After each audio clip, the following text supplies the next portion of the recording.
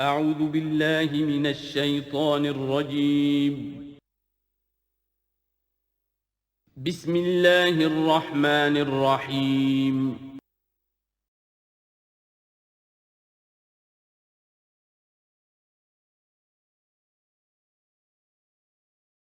وَإِذْ قَالَ إِبْرَاهِيمُ رَبِّ اجْعَلْ هَٰذَا الْبَلَدَ آمِنًا،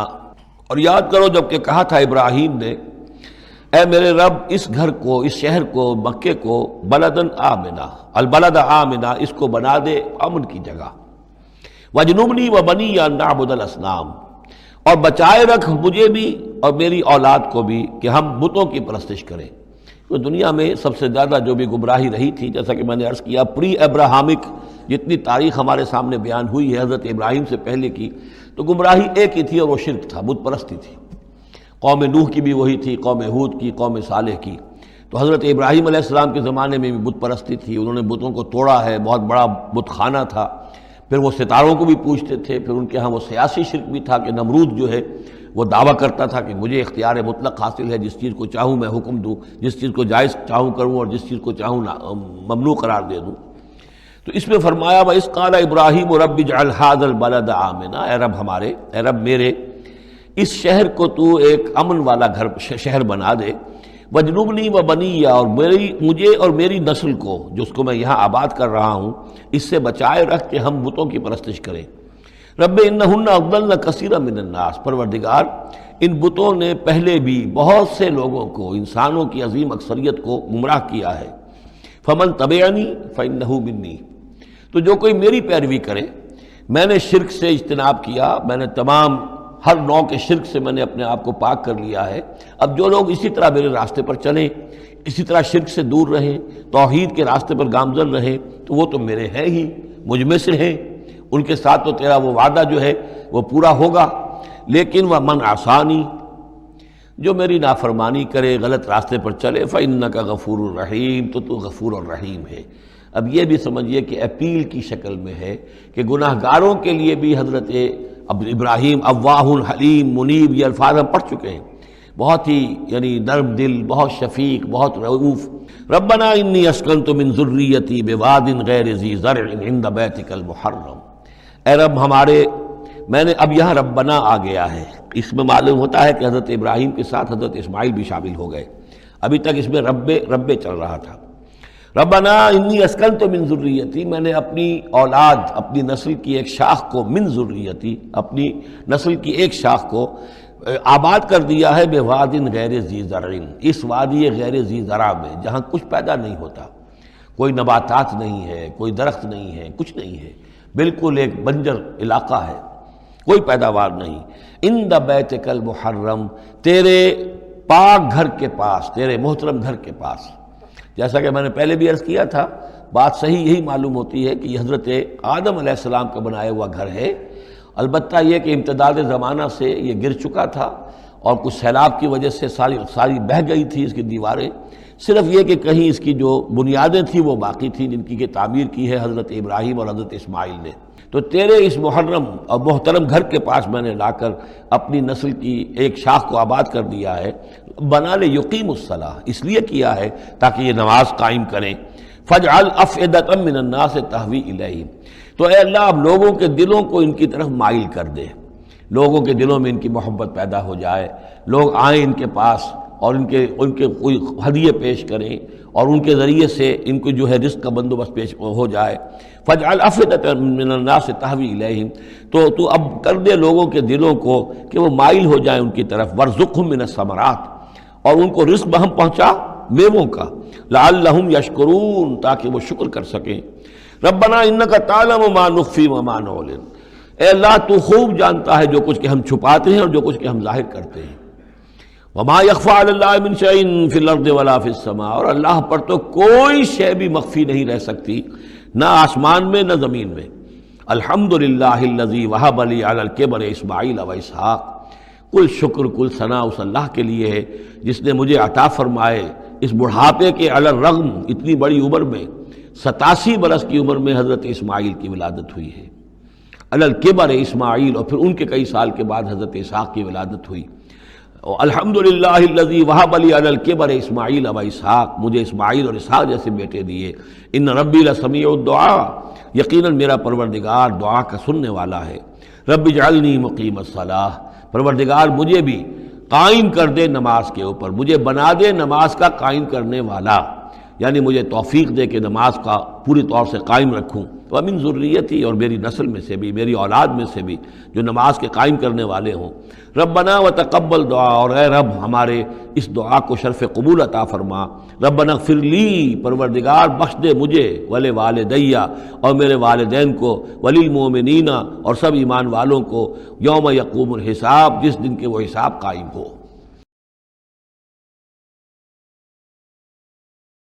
وَاذْكُرْ فِي الْكِتَابِ ابراہیم، اور ذرا تذکرہ کیجئے اس کتاب میں ابراہیم کا بھی۔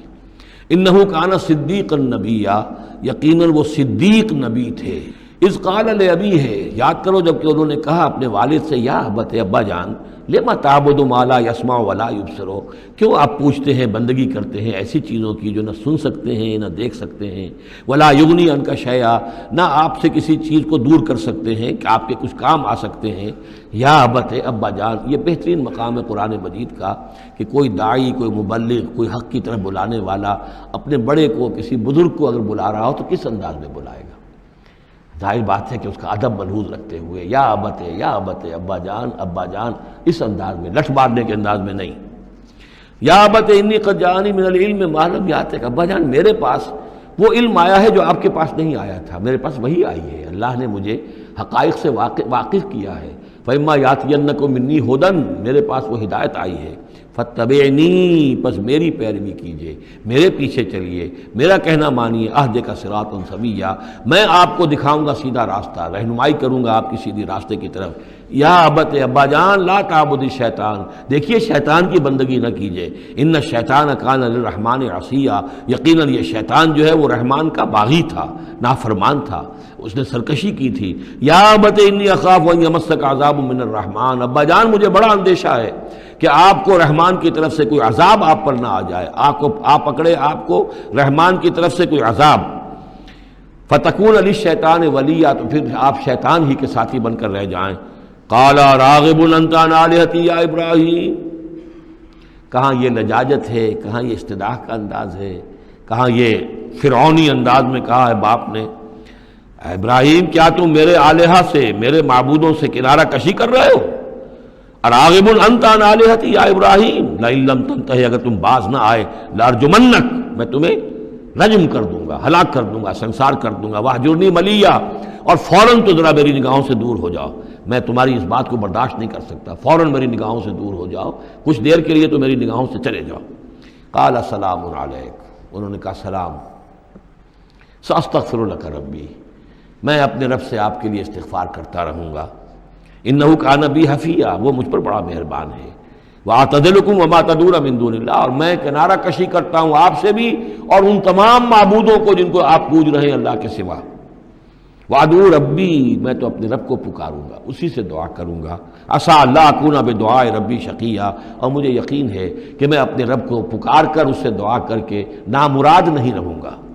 فلما اعتزلهم، جب ابراہیم نے ان سے کنارہ کشی کر لی، وما یعبدون من دون اللہ، اور ان سب سے بھی کنارہ کشی کر لی جن کو پوج رہے تھے اللہ کے سوا، وہبنا لہ اسحاق و یعقوب، تو ہم نے اسے اسحاق جیسا بیٹا، یعقوب جیسا پوتا عطا کیا، وکلا جعلنا نبیا، اور ان دونوں کو بھی ہم نے نبوت سے سرفراز فرمایا۔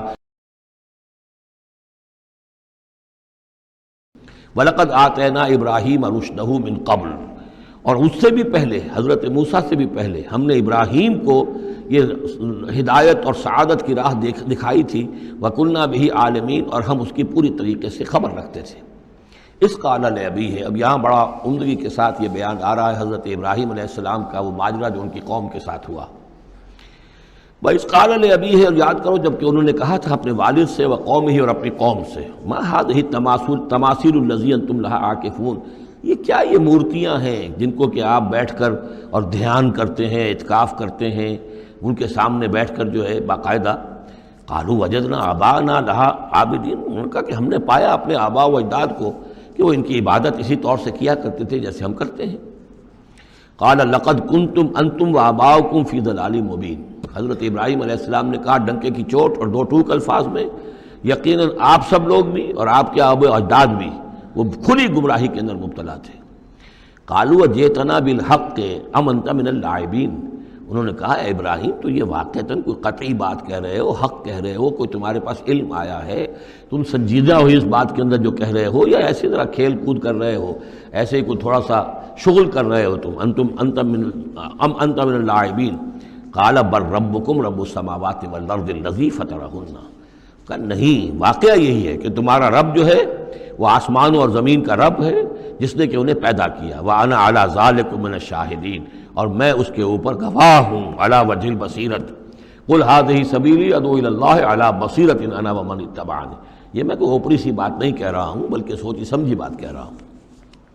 وَتَاللَّهِ لَأَكِيدَنَّ أَصْنَامَكُمْ بَعْدَ أَن تُوَلُّوا مُدْبِرِينَ، اور خدا کی قسم میں تمہارے ان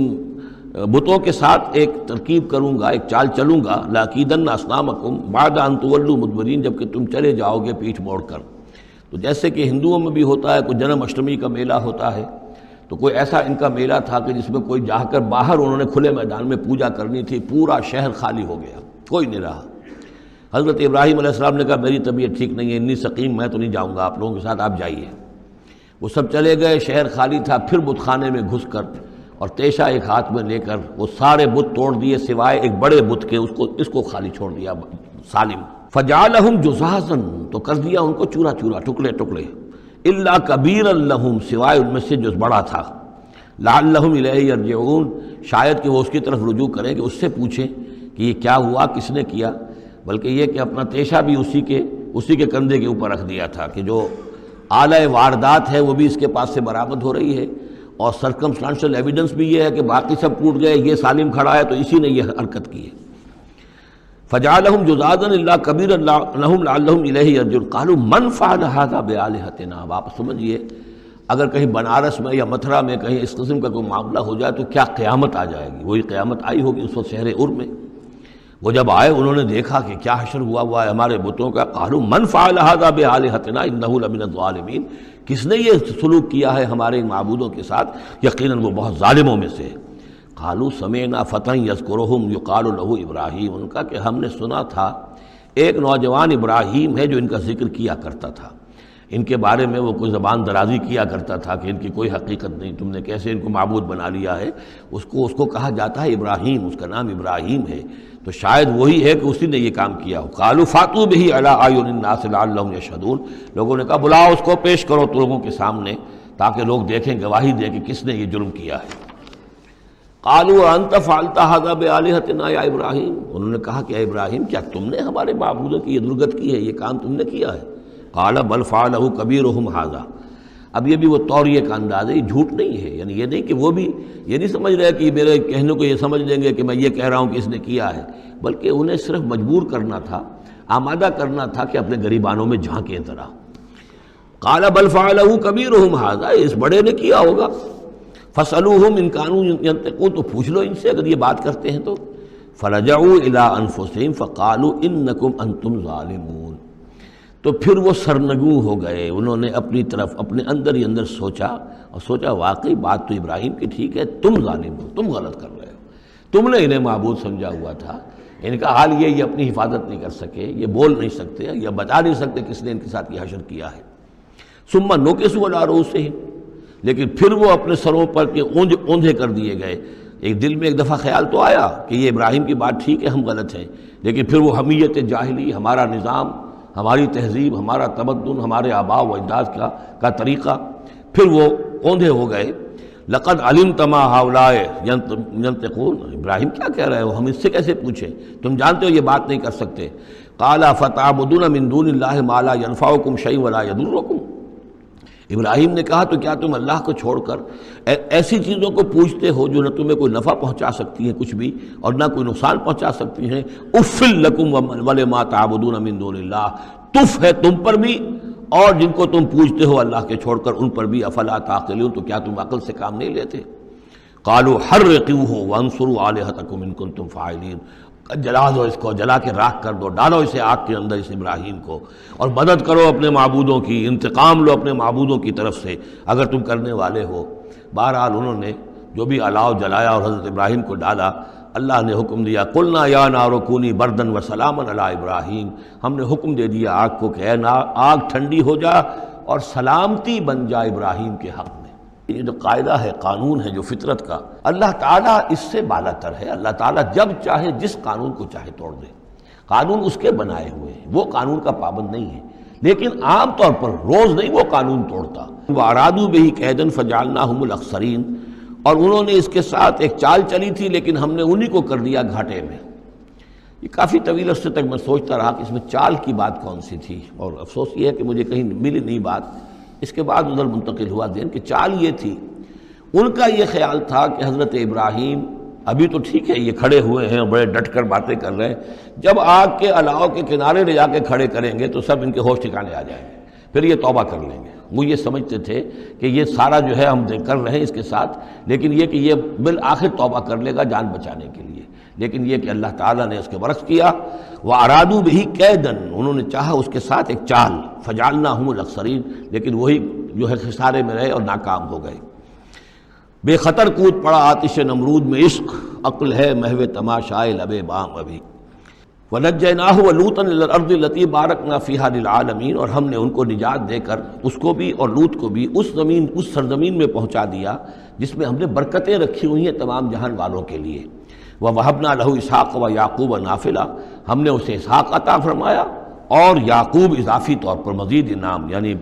اسحاق جیسا بیٹا، یعقوب جیسا پوتا۔ وَكُلًّا جَعَلْنَا صَالِحِينَ، اور ان دونوں کو سب کو ہم نے صالحین میں سے بنایا۔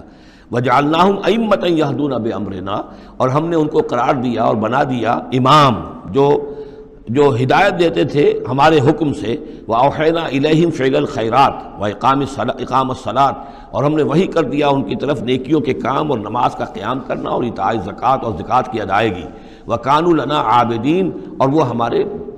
ہماری پرستش کرنے والے، ہماری بندگی کرنے والے، ہماری عبادت کرنے والے تھے۔ بارک اللہ لی و لکم فی القرآن العظیم ونفعنی و ایاکم بالآیات والذکر الحکیم۔